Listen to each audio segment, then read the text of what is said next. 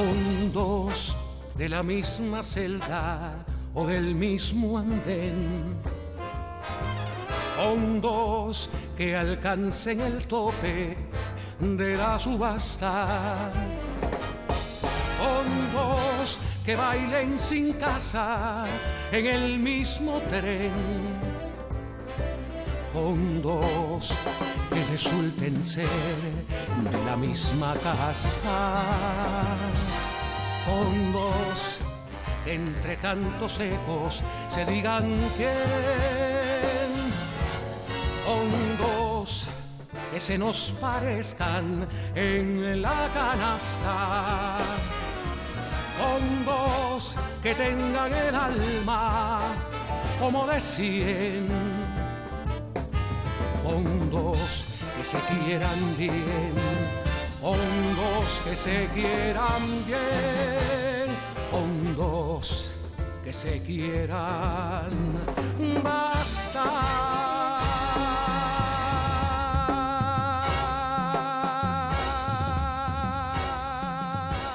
Muy buenas noches. Estamos en Con dos que se quieran dos, como me gusta siempre decir, en Quinta Avenida y calle 32, aquí en la barriada de Miramar, en los maravillosos estudios Abdala.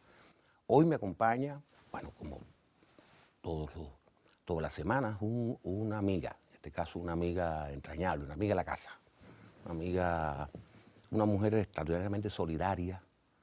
No hace falta que uno la llame para que ella esté ahí con uno, siempre servicial, con esa atmósfera que solo tienen la gente que nació en el campo.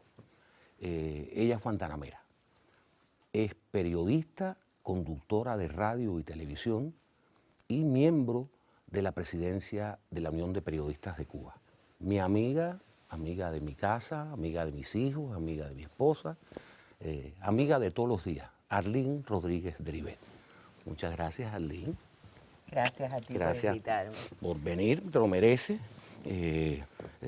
Para nosotros todos y para el equipo que ha trabajado contigo. Del que yo fui parte, ¿no? Por eso, en algún momento, y en la temporada pasada trabajabas con nosotros. Bueno, mi primera pregunta, Arlene, es ¿cuál es tu vínculo? Yo recuerdo que sería a principios de los 80, cuando te trasladaron para La Habana, porque tú habías descubierto en Guantánamo un fenómeno, un perro que hablaba. El perro decía exactamente, para los que no lo recuerdan. Lo tengo grabado, te lo puedo traer. ¡Ay, papá! Así mismo, ¿te acuerdas? Y hay mamá. Ay, mamá también decía. Ok, sí, pero de todas maneras hay trampa en esto.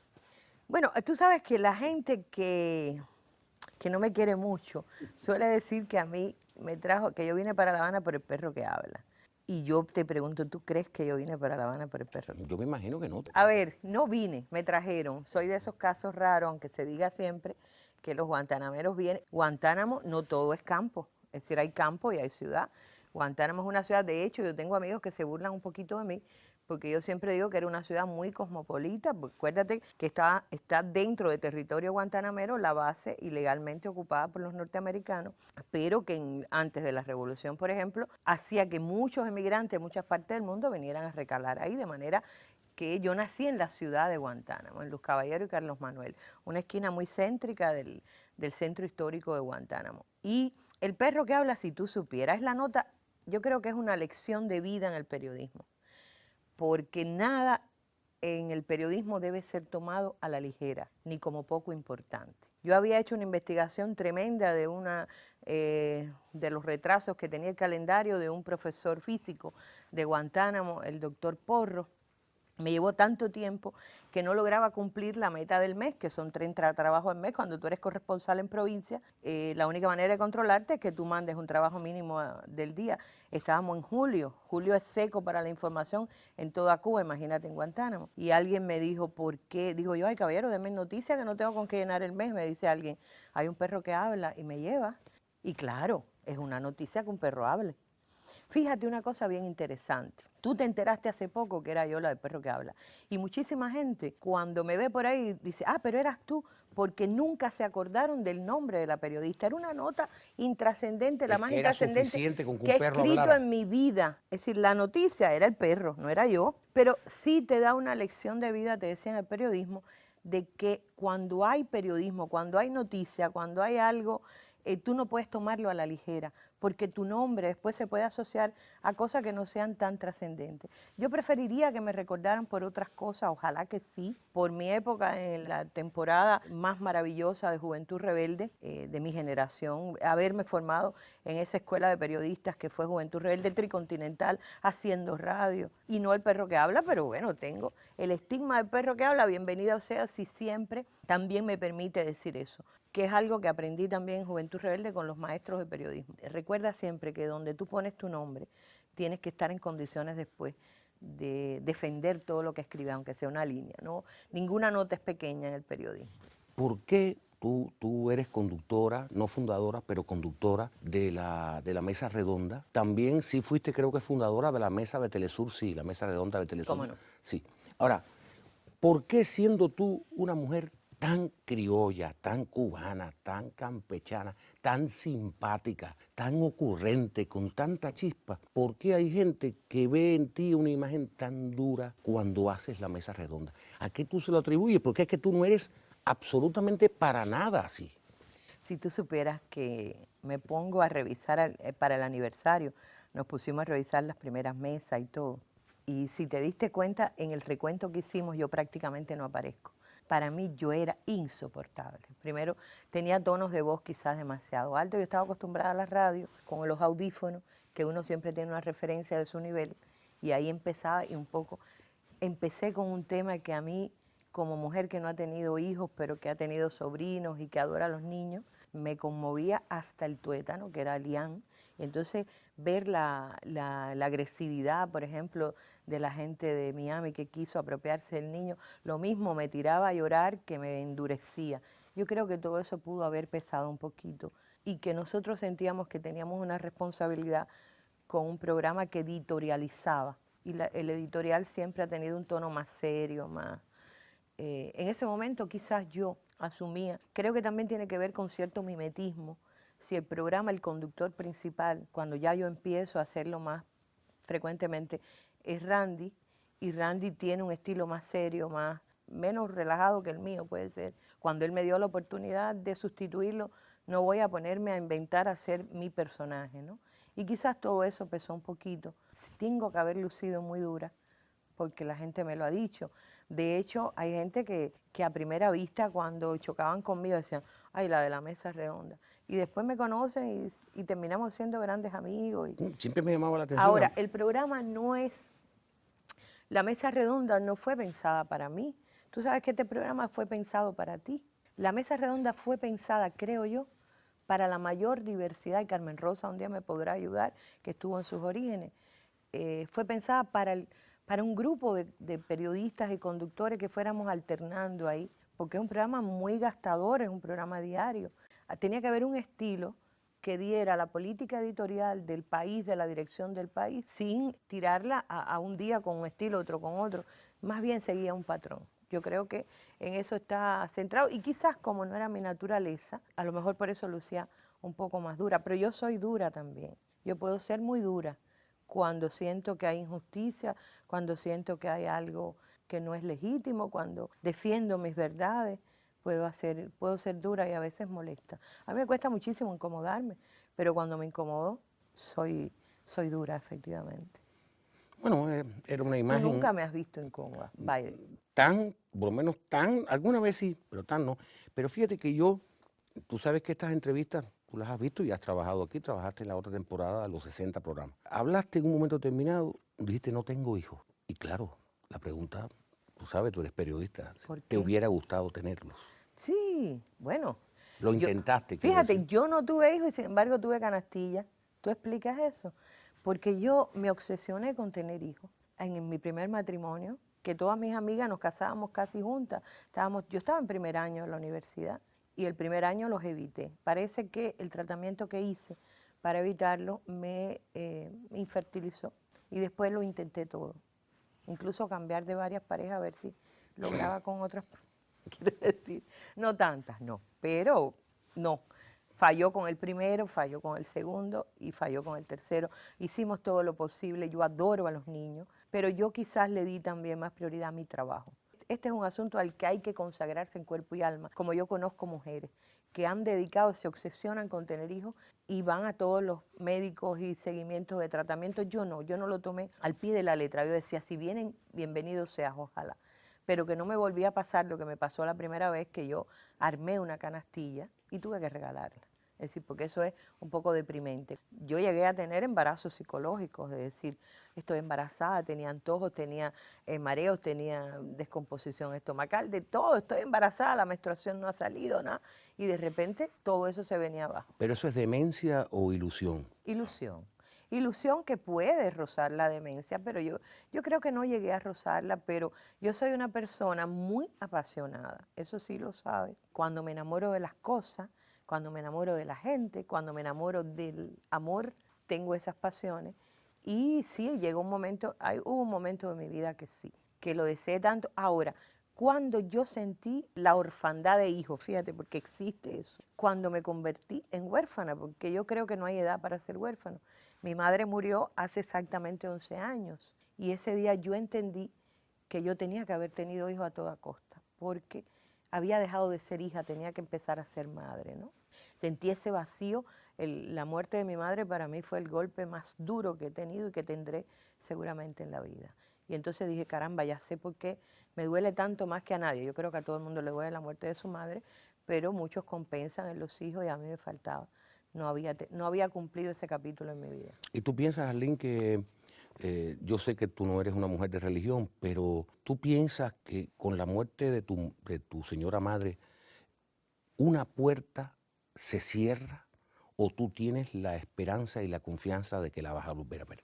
Si tú supieras que yo hablo todos los días con mi madre, todos los días de mi vida. Tú hablas con Dios, yo hablo con mi madre.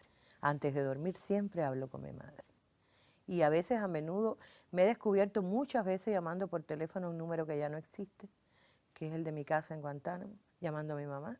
Un día, ya hace poco tiempo sonó, porque antes decía no está asignado ningún abonado. Y hace un poco de tiempo sonó y colgué enseguida.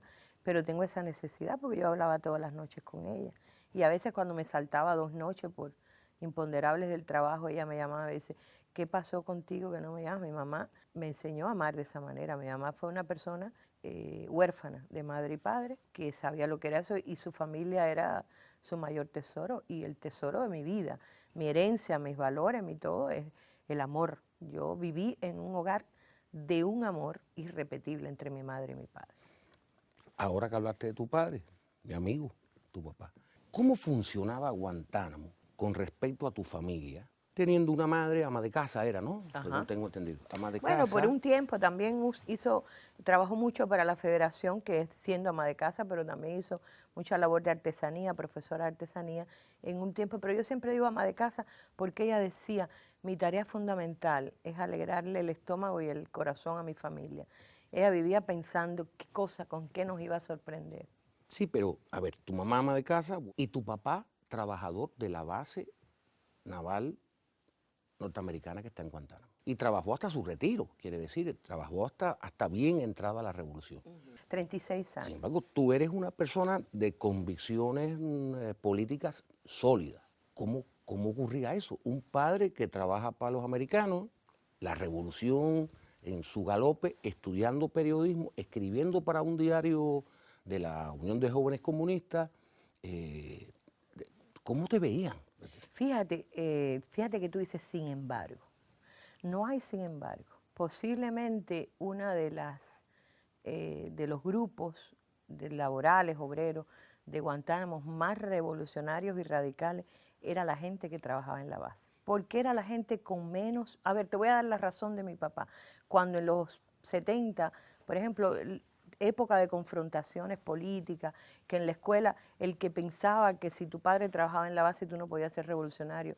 Nosotros llegábamos a la casa, papá, ¿por qué? ¿Por qué tú trabajas en la base? Dice mi papá, yo tenía 2 caminos, Arlene. cuando empecé, a los 18 años empezó a trabajar. Tenía dos caminos, que los que conseguí, trabajar en la base o ser guardia de Batista.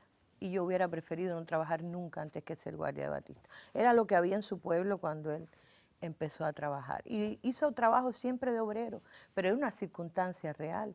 Era un territorio ocupado, le dio trabajo a más de 10.000 personas en algún momento, cuando la Segunda Guerra Mundial, venían hombres de toda Cuba a trabajar ahí, y ahí trabajaron muchos revolucionarios. De los trabajadores de la base hay mártires de la revolución. Muchos integraron la fila del movimiento 26 de julio, entre ellos mi propio padre, que cuando yo le decía, vamos a hacer tu biografía, decía, no, lo que yo hice no tiene ningún mérito para una biografía. Se negaba a eso, pero al propio tiempo, al triunfo de la revolución, Fidel visitó Guantánamo y se reunió con los trabajadores de la base y le dijo, hay que evitar la confrontación, ustedes mantengan una vida que no sea politizada como se está politizando el país de esa manera. Por ahí está el discurso. Yo pensaba siempre que mi padre había inventado eso como un argumento para justificarse estar ahí, y encontré hace unos años ese discurso maravilloso de Fidel explicando a los trabajadores que eso era una circunstancia que había que soportar, pero que ellos tenían esa responsabilidad también de evitar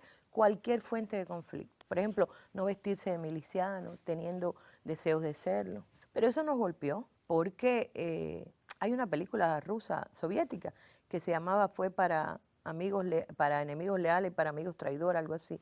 Es decir, para la gente allá adentro, para los americanos posiblemente, mi padre era un hombre que, porque sus hijos estaban integrados, podían creer que mi padre era un revolucionario, un comunista que lo negaba o que fuera un agente, ¿ves? Y para la gente nuestra aquí, podrían creer que mi padre no tenía ideales. Yo creo que la respuesta somos nosotros, mis hermanos y yo, que hemos tenido una militancia revolucionaria, porque lo que mi padre nos enseñó, mi padre, yo recuerdo que siempre, mi padre es un hombre que se sienta con 83 años y escucha a Fidel y empieza a lagrimear. Y cuando tú le preguntas, dice, él fue que le dio la dignidad a mi generación. Él nos enseñó lo que era la dignidad. Yo nunca más, mi papá dice, yo nunca más tuve miedo después que triunfó la revolución, después que oí a Fidel y que lo oí hablar y defender ideales. Es decir, yo me formé en ese hogar, no había contradicción. Sin embargo, mi papá trabajaba el 26 de julio y descansaba el 4 de julio. A lo mejor, ¿me entiendes lo que te digo? Todo eso, el asunto está todas esas en la fiesta, contradicciones ¿no? que son muy comunes en Guantánamo, son raras en el resto de Cuba. Nosotros teníamos, por ejemplo, cuando yo estaba en el preuniversitario, los programas como Guantánamo Get Together, esos que daban en la televisión de base, que por cierto, tenía una programación muy local que no tenía nada que ver con política ni nada. Es muy raro, pero incluso en estos años, lo ha dicho Raúl en sus discursos, ojalá la relación que se lleva entre los militares cubanos y norteamericanos, conversando De para la evitar base. conflictos, sí. Ojalá fuera esa la misma línea que ella con respeto. Se tratan con ¿Hasta qué respeto. año trabajó ahí? Hasta el año 86. Yo recuerdo porque fue después de una grandísima operación que le hicieron en Guantánamo, donde hay magníficos médicos. A mí siempre me decían que yo cogía la ambulancia para atrás, pero yo nunca traje a mis pacientes para acá, yo los llevaba para allá y yo me operaba allá, porque estaban mis compañeros, mis compañeros médicos que estudiaron conmigo el pre y la Pero es que secundaria. Guantánamo Y está lleno de papi, personas se virtuosas. tuvo una perforación de úlcera y le hicieron una operación en el hospital de Guantánamo extraordinaria. Y bueno, tiene 83 años y Está fuerte, lo que único es que un quiero roble. es que viva muchísimos más, que me dure mucho. No quiero ser huérfana otra vez. Dijiste hace un ratico que eras una mujer muy apasionada y que estabas enamorada del amor y eso. Y tu actual compañero se fue, volvió. Y tú lo despediste con dolor en un momento determinado y cuando regresó, Con los brazos como dice abiertos. la canción, sin un reproche, ¿no? Sí. ¿Cómo funcionas tú a partir de te disculpo, te perdono, empecemos nuevamente? A ver, Porque eso son virtudes, claro, no, que es la falta de rencor, se llama eso, la falta de rencor. por suerte yo no conozco eso, el rencor. Pero te voy a decir más. Cuando Roberto, que así se llama, los que lo conocen lo saben, se fue de mi casa, él dice siempre que yo lo eché. A ver, yo creo que antes de que él me dejara yo lo había dejado. Y por eso yo creo que me sentía con responsabilidad en todo eso. Uno deja de muchas maneras. Uno deja cuando descuida el día a día, cuando abandona el cariño, cuando se olvida de que hay una persona esperándote, cuando no tiene en cuenta tantas cosas. Mira, posiblemente la traición física es la más pequeña de las traiciones. Hay otro tipo de traición que es olvidarte de la persona que te espera, inventar el amor todos los días. Entonces yo creo que los dos tuvimos culpa.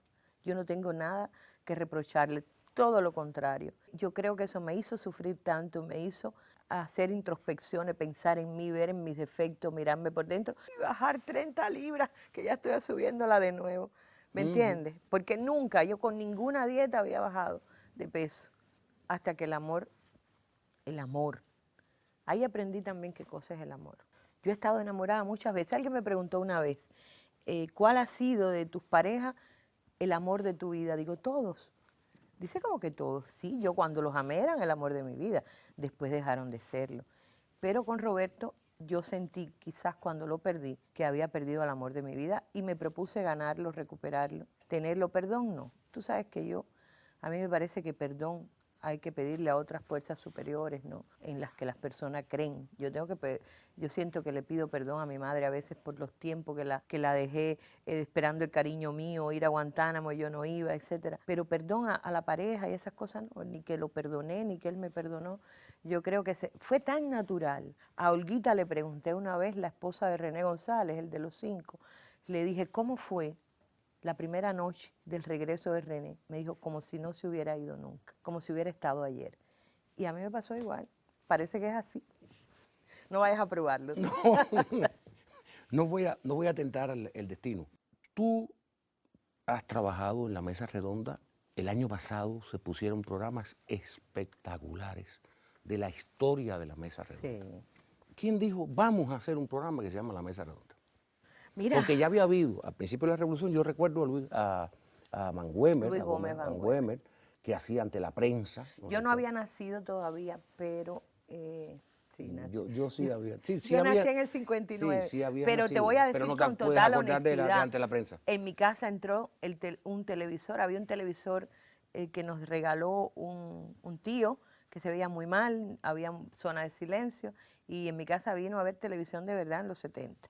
Pero no tengo memoria del programa Mesa Redonda, pero por supuesto, yo creo que todo el mundo sabe que es una idea de Fidel, que ante las circunstancias que se dieron con la situación del niño Elián, cuando su madre naufraga, etcétera, una historia que todo el mundo conoce, y la necesidad de la urgencia y explicarle a la gente el por qué el país se metía en la batalla por un niño y por una familia. Y ahí está la primera mesa, que es en qué tiempo se puede cambiar la mente de un niño, por la urgencia que había de que le fuera devuelto el niño a su familia, a su padre, especialmente. Yo no estuve en ese momento, pero sé que fue así, que es una idea de Fidel, armar esa. Y salió tan bien. La mesa en esos primeros tiempos, las primeras mesas, yo recuerdo, todas las mesas de Elián llegaron a tener una teleaudiencia superior a la novela brasileña, a la telenovela más vista, porque había eso, había información de cosas que la sociedad cubana no le había metido el pensamiento o el análisis durante años. Nosotros sabíamos que había terrorismo contra Cuba desde Miami, pero no sabíamos quiénes eran las personas.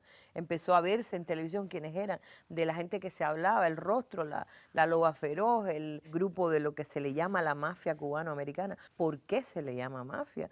Y entonces de ahí surge esta idea, yo creo que quedó tan buena aquella primera mesa redonda, que es de los programas que retransmitimos en diciembre, que ya se convierte en un espacio habitual, que fue concebido, yo creo, es mi percepción, para, por una parte, servir de tribuna de información cotidiana de las cosas que hacía el país, la dirección del país, a la población, y por otra, hacer análisis de los acontecimientos internacionales, un poco para superar aquello que Alfredo Guevara le llamaba el tiempo del clac-clac, que es clac-clac, cambian las noticias 3 minutos cada una y no se profundiza, y te vas acostumbrando a que es normal que bombardeen a Gaza y que desaparezcan miles de personas y que un pueblo a un territorio como Irak y todo eso sin continuidad, sin secuencia. Había que crear un programa, sin duda, eso motivó a la creación de un programa que le diera seguimiento en profundidad, con el uso, además con el empleo y la puesta en escena de un programa que presentara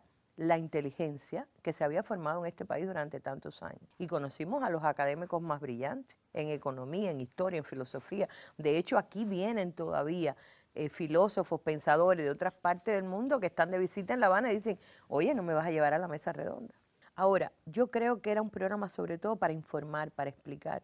Y lo recuerdo por algo que me dijo personalmente Fidel. La primera mesa en la que yo participo, a mí me costó mucho trabajo armar aquello porque yo realmente lo que tenía ganas de sentarme frente a Juan Miguel y preguntarle cosas. Yo era algo que estaba empezando a conocer. Y recuerdo que cuando terminaba la mesa siempre Fidel se quedaba conversando con nosotros, se acercó a Taladrí y le dijo esto que tú dijiste, y le hizo un comentario sobre lo que dijo a Lázaro y a mí me dijo, mija, ¿y tú qué dijiste? Porque en el momento que tú hablabas, yo estaba escribiendo unas ideas para el editorial de mañana del periódico Granma. ¿Qué tú dijiste? Digo, ay, comandante, no me preguntes. No quisiera repetirlo porque en este tema yo realmente tengo más preguntas que respuestas. Me dijo, bueno, pues si este programa, ese espacio es para dar respuestas, no para hacer preguntas. Vas para el banco, me dijo como una broma, ¿no? Sí, ¿y cuándo entonces empezaron a faltar las respuestas en la mesa redonda? Porque hace 4 años yo tuve a Taladrí en el programa con Dos que se quieran, con Dos que se quieran uno. Hablamos de por qué no tenía la mesa redonda como empezó a salir por esos años en el periódico Granma, las cartas al director. ¿Por qué no se empezaban a tratar temas nacionales en la mesa redonda cuando hay tantos? Bueno, Taladrí dio una respuesta hábil, él es hábil, es muy inteligente. Pasaron años, empezó los viernes las mesas redondas dedicadas a las cosas nacionales. Después creo que ya en el balance semanal están mejor, pero todavía... Ya te puedo decir que ya nosotros el año pasado, 2014, las mesas redondas fueron el 90%, nacionales fueron el 90% de las mesas. Está habiendo una sola mesa literalmente en la semana de temas internacionales. Es la excepción, no la regla. Antes era al revés. ¿Cómo resolver que el programa no fuera los funcionarios yendo allí a decir su punto de vista? Porque además hay que estar en la piel del funcionario, que cuando se para frente a la cámara quiere quedar bien.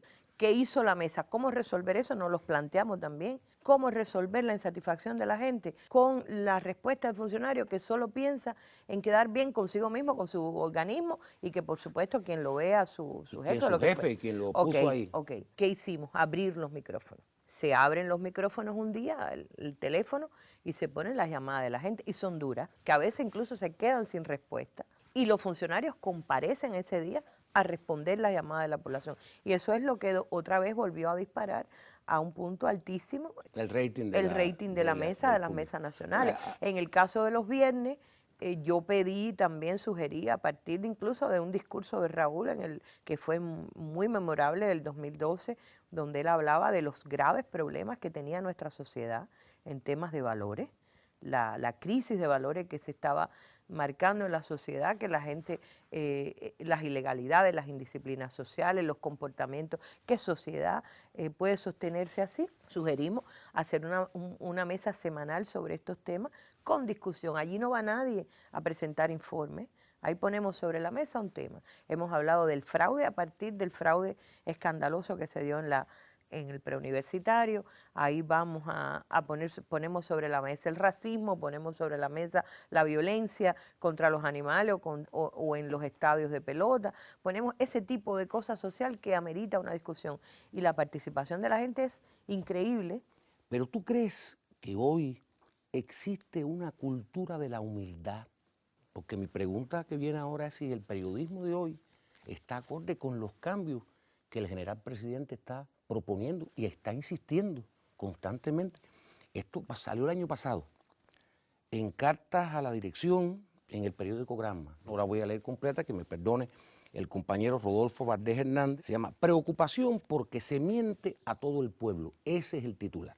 ¿Cómo es posible, dice él en un pequeño párrafo, que funcionarios que tienen la misión estatal de dirigir organismos o entidades que prestan servicios a la población se escuden en la mentira para tratar de minimizar problemas que tienen en su accionar? A mí me parece, tú sabes, de aplauso, de ovación, el hecho de que el compañero Rodolfo Valdés escriba esta nota y que Granma se la publique. porque eso quiere decir que esa cartas a la dirección está pasando lo mismo que en la mesa redonda. Yo he visto funcionarios en la mesa redonda que llegan y son honestos y sencillos. No pude y no pude. Pero hay personas que van casi con la orquesta. Cuando sale esto sorprendió a mucha gente. La doble página era Lázaro Barredo, recuerdo, director de Granma, y fue muy grato ver, yo creo que tenía que ver con lo que le había pedido Raúl a la dirección de Granma, que empezara a poner la voz del pueblo en el periódico. Y uno se pregunta, ¿por qué la población podía hacer eso? Y a lo mejor a los periodistas se le coarta cuando ese título a lo mejor a un periodista no se lo hubieran publicado. Yo creo que tiene que ver con que el periodista tiene una responsabilidad, desgraciada o afortunadamente, que es que tiene que contrastar fuentes, equilibrar, si pones a uno, pones al otro, etcétera. Tiene que cumplir unos deberes que la población como que lo sufre. Suelen decir algunos, con el pellejo mío que estoy diciendo la verdad. Es mi caso y lo estoy poniendo ahí. Entonces la población tiene la libertad de hacerlo. Y eso ha generado, yo creo que también está en consonancia con la nueva época.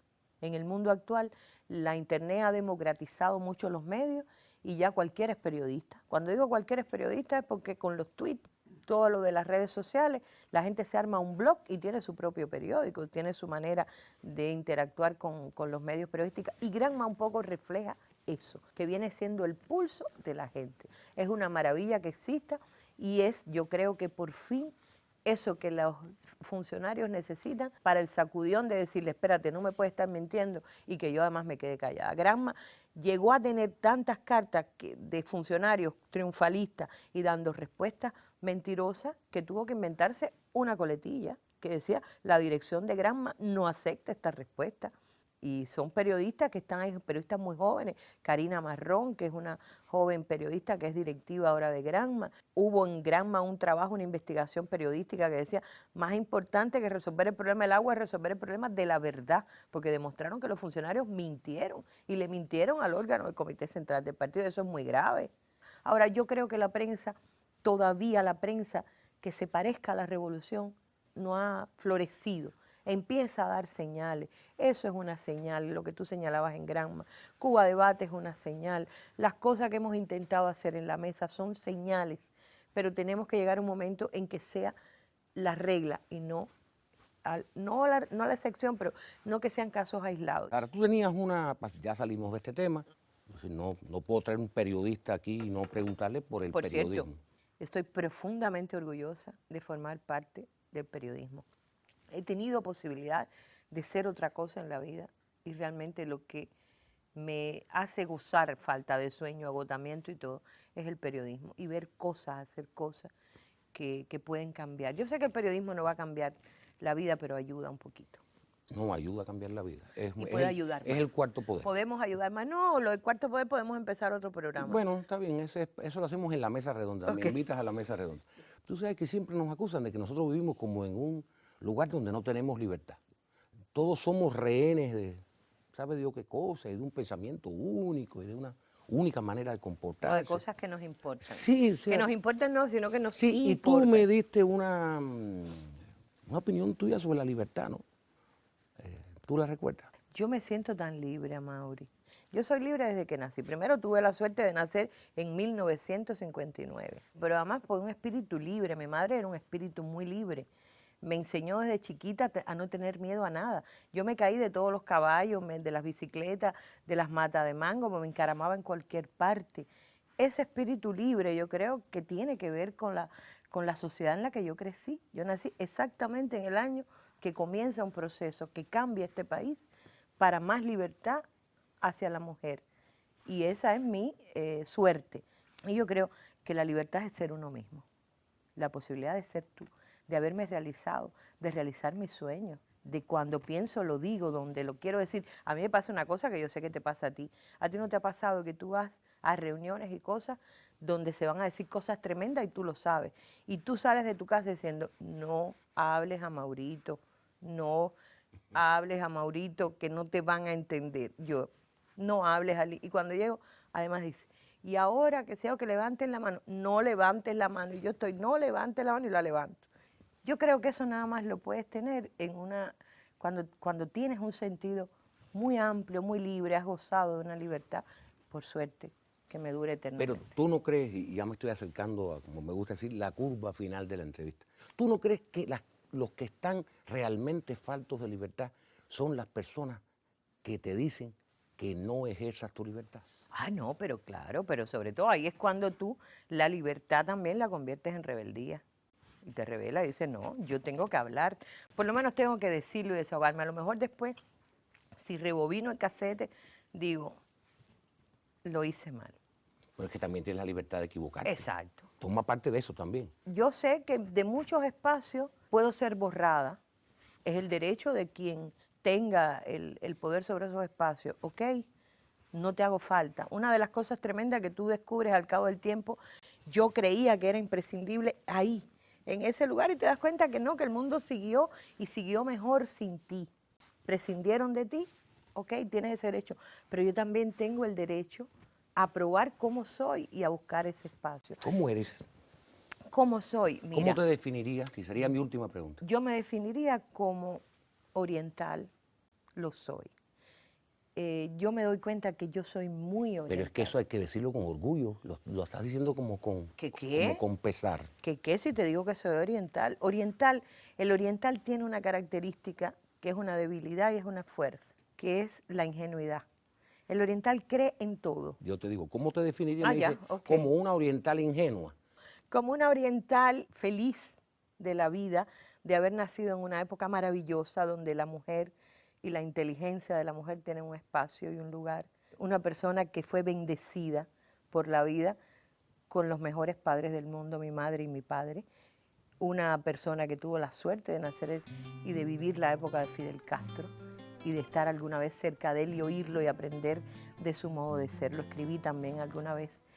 Soy una mujer feliz. Quizás eso es lo que faltaba, a pesar de la orfandad de hijos, pero soy una mujer feliz. Bueno, entonces yo te voy a agradecer que tú hayas venido, te voy a agradecer que seas mi amiga de verdad, mi amiga en los momentos duros y en los maduros, pero como tú eres una excelente periodista, una excelente conductora de radio y televisión, yo te voy a pedir, yo me voy, mira para la cámara y despide el programa. Un beso. Ay, con dos que se Esto es tuyo. quieran. Con dos que se quieran basta, ¿no? Puedo decir eso. Nada, se acabó el tiempo. Esto es Con dos que se quieran, segunda temporada, y el placer de haber compartido con un gran amigo, un amigo a quien quiero muchísimo. Y esto sí es de verdad, no hay ingenuidad oriental. Hasta un nuevo encuentro, no en la mesa redonda, con dos que se quieran.